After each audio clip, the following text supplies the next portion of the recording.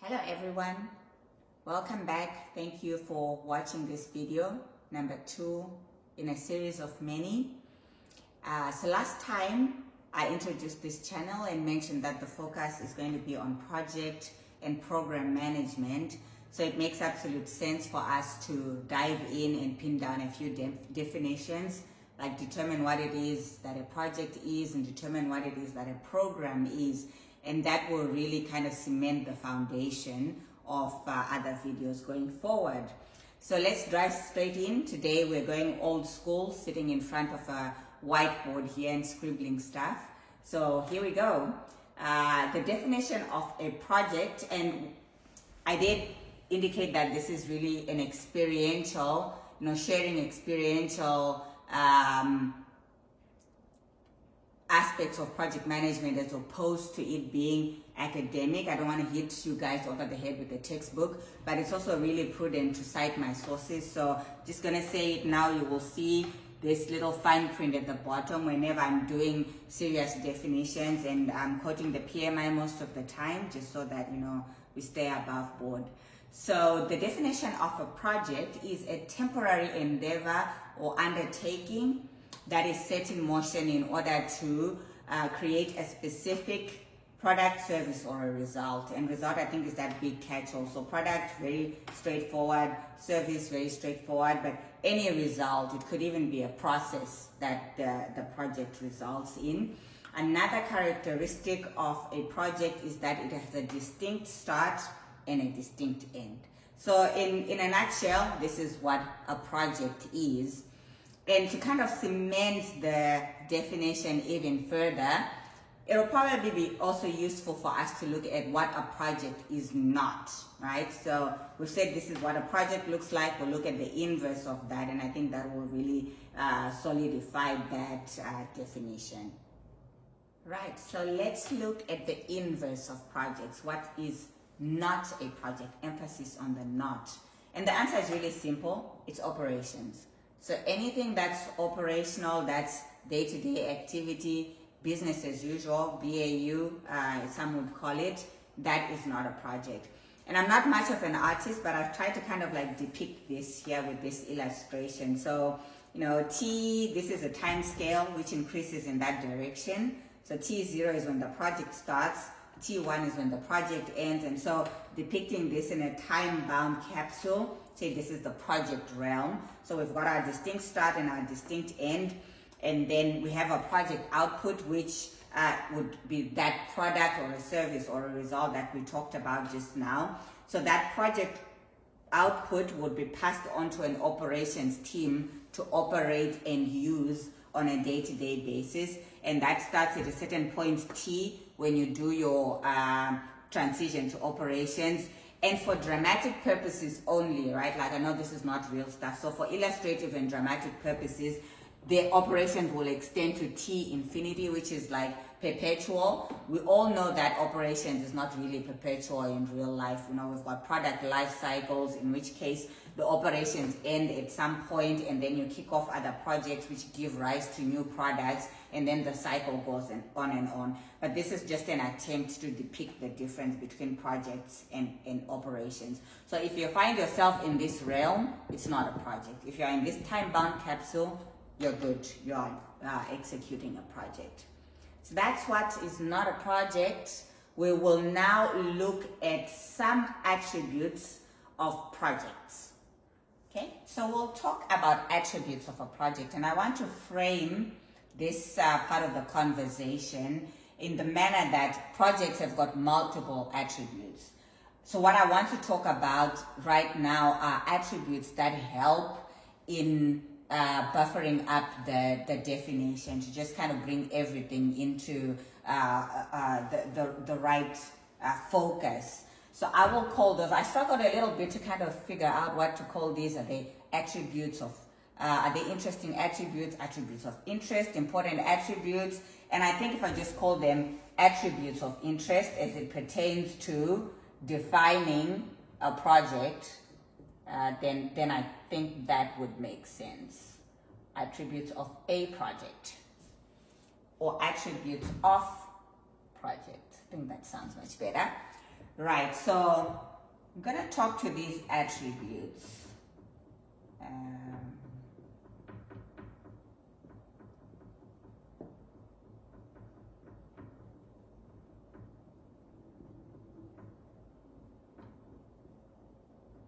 Complexity.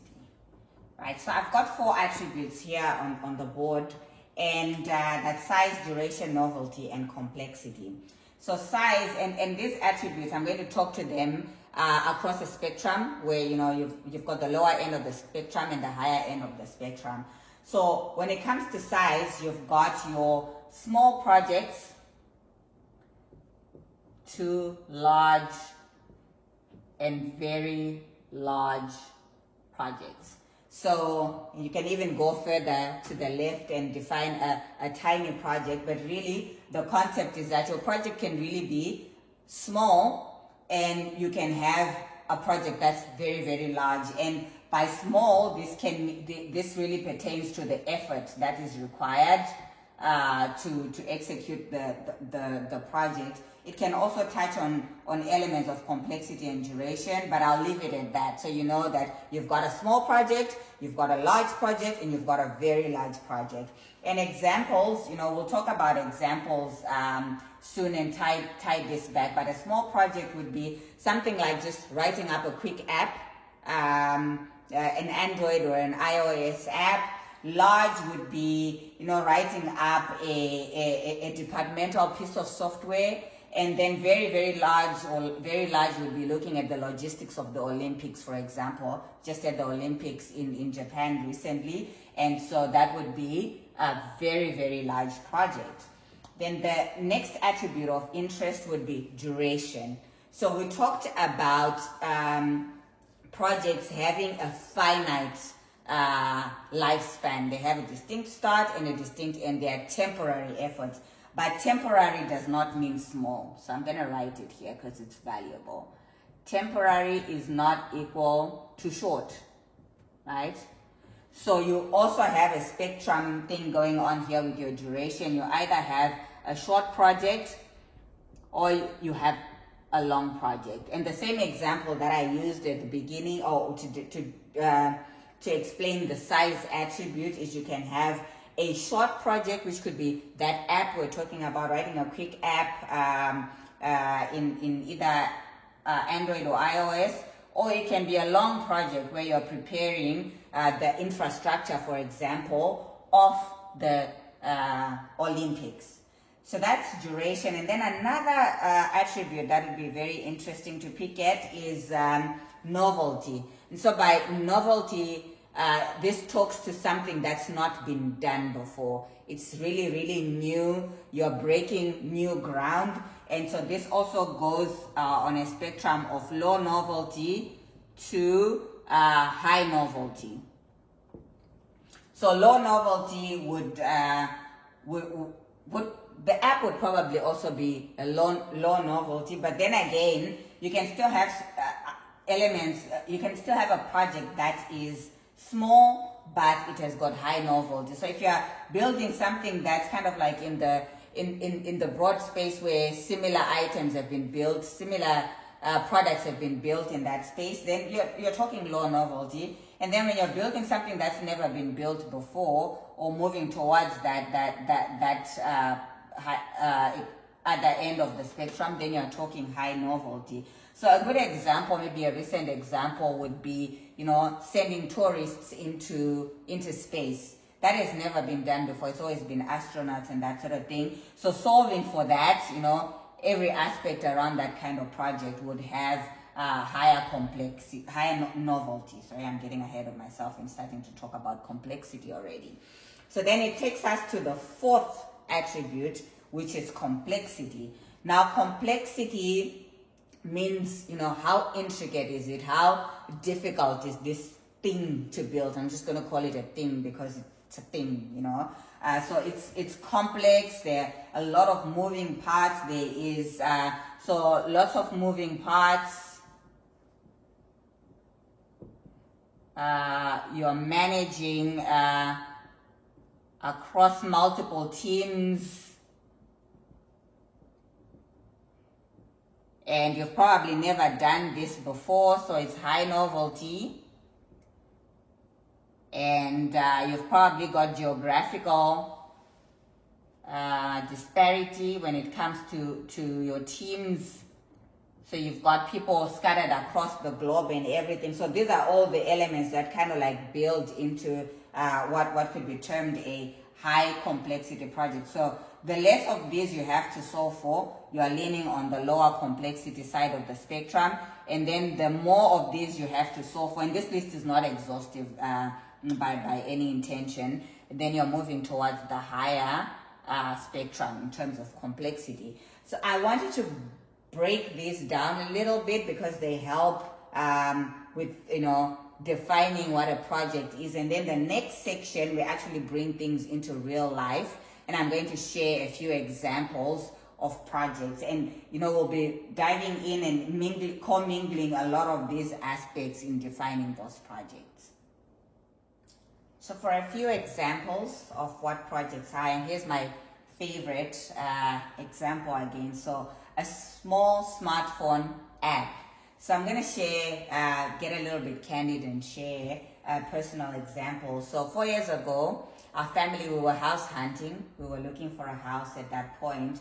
And, you know, we'd seen quite a number of houses on the market, so properties on the market. And we wanted to have a way of being able to compare them, you know, so we can kind of like get to the point where we've got a front runner or two. So what my husband did was he built a small smartphone app where we would enter in the attributes of the house and some kind of ranking, and then it would spit out some sort of report. And that was really, really useful. It took him like a few hours to put that together. And so, you know, that would be a good example, and it kind of covers, when we talk attributes, it would be one of those small in size projects, not very complex, not complex at all, not novel, because I'm sure it's been done before and that sort of thing. So that's one example. And then another example that I relate to a lot, because I've got two boys who vary from teen to young adult. And that would be converting a garage into a hangout space. So you've got your garage that you normally use for cars, bikes, and that sort of thing, and everything else that you don't want to see. And you convert that into a natural hangout, chill out space that, you know, adults, kids can use. It is got a specific start and end, and you've got a product where you've got this hangout space where folks can chill in. And then another example is, I put this third, and I was really fighting my comfort zone, or fighting going into my comfort zone, because most of my life I've worked in technology, in software or telecommunications. So this is really where I've lived most of my life. So I was like resisting the temptation to make this number one. So it's showing up at number 3. This would be upgrading existing software. It could be building software from scratch. That would also be a product. Clear start and finish. Start is when you don't have the software, you've got the older version, and then the end is when you've got that new software or you've upgraded the older version. And then fourth example is creating data collection capability for a marketing effort. So maybe this is a pure marketing agency or marketing department within a company that could do something totally different. You want to collect data from your clients, and you want to do this in a systematic fashion, and you want to build pipelines and mechanisms that you can, you know, repeatably use in the future for collecting data. So this would be a project as well. Also varies in terms of its novelty and complexity and size and duration, just based on the scope, which is, you know, how big is this effort, how deep are you diving, and what is the breadth of that.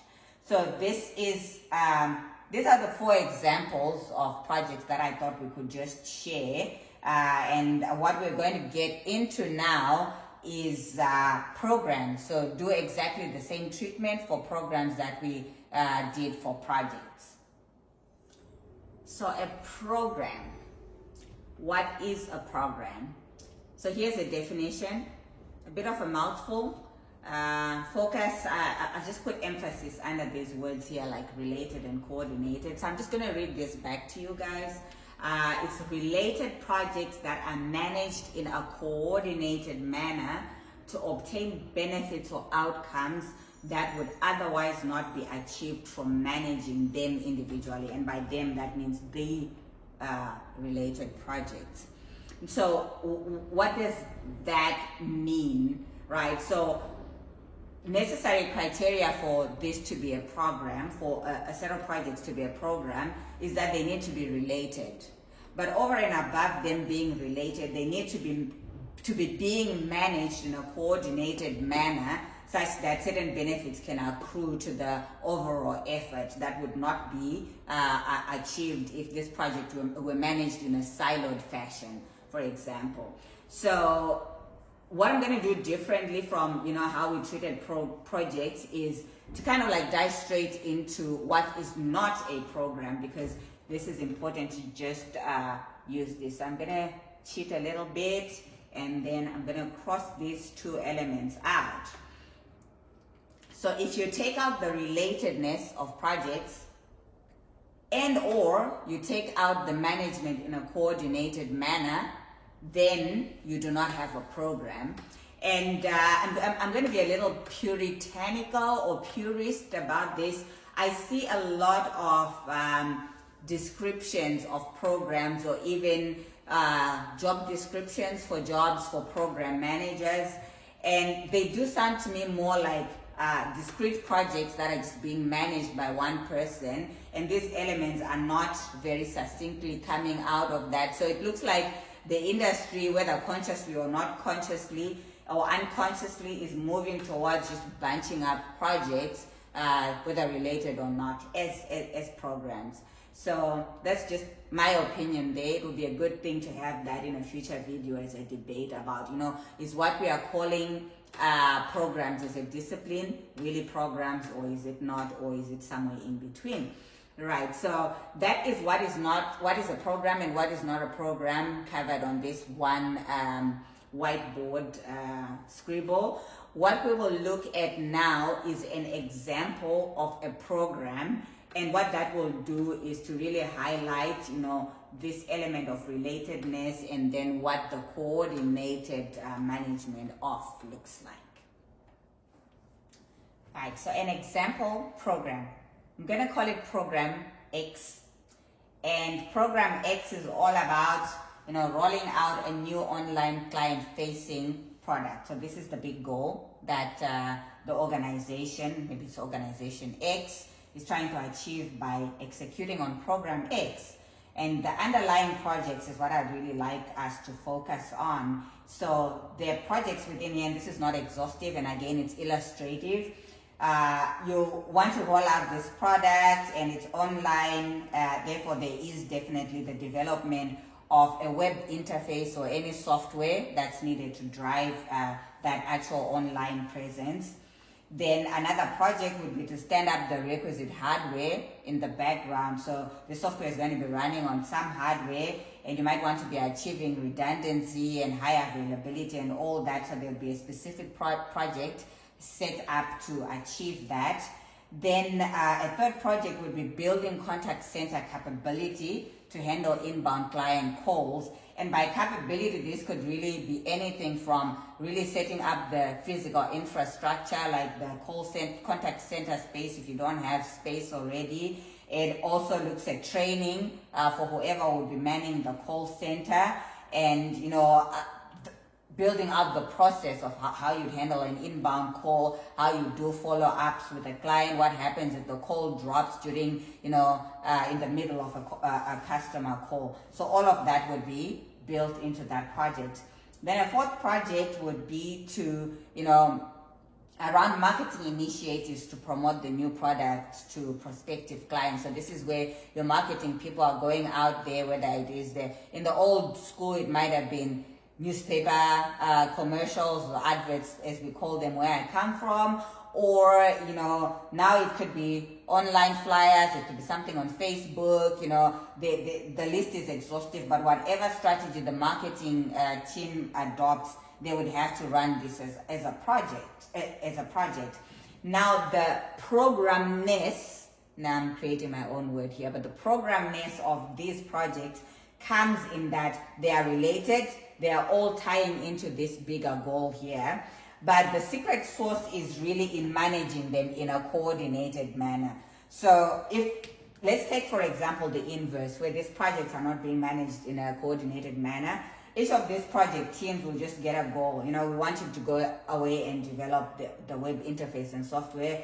We want this hardware, and go and build the contact center capability. We're expecting this much inbound traffic and so and so. And then the marketing people would go off and do their thing as well. Where the connective tissue and the coordinatedness helps is, I'll take an example of the development of the web interface and software. As these folks are building the software, they need to be coupled somewhat tightly, or maybe not so tightly, and it might ebb and flow as they go through the project, with the folks that are building the hardware, in that you would want to run some tests of the software. You build a little bit of it and you run it on the hardware to see if it's spec'd right, if the hardware is spec'd right, and whether you need to tweak this or tweak that to achieve the sort of customer experience that you want. The same thing is when you're building the contact center capability, as these guys are reaching out to the market and kind of like getting a real sense of the sizing, as these guys are building little bits of the software, they're doing it in an agile manner, they might be able to roll out like a prototype or some functionality before the actual big bang release of the software.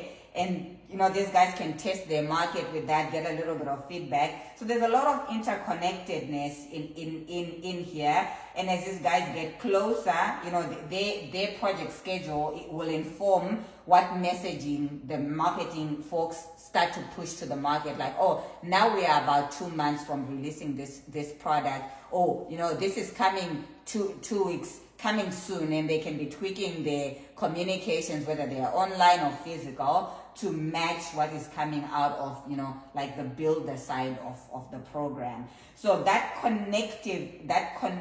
coordinated connectedness helps for this to be a much more successful operation than if these were managed separately. And there are certain elements that I'd like, and we call them in the project and program world dependencies. Right, so I'm just going to tease this word, and we'll have a video in the future where we talk particularly about dependencies. And so, keeping each other tightly coupled about, I cannot do this until you've done this. Or what do I need to be able to do this that you need to give me? And so those conversations become vitally important. So that's the definition of a program. And in talking to this example, I've talked to what a program is, and to a certain extent what it is not. So on that wraps up video number 2 for today. And the next video, I just want to put out a teaser out there, is we talked about attributes of projects. We've defined projects and programs. What I'd like to do now, because the objective of this channel is to lure or entice younger folks or interested folks to the discipline of project and program management. So I'll be talking about attributes of project managers. And I'm emphasizing the projects, and the reason being that, we've talked about programs right now, and you can see that projects are the building blocks of programs. So I'm going to retire talking about programs for a little bit, and then we'll talk about the projects for a while, and then further down the line, we'll start to kick programs in. So next video, we're talking about what would make projects a good fit for you and what makes you a good fit for projects. So thanks for watching, and see you next time. Take care.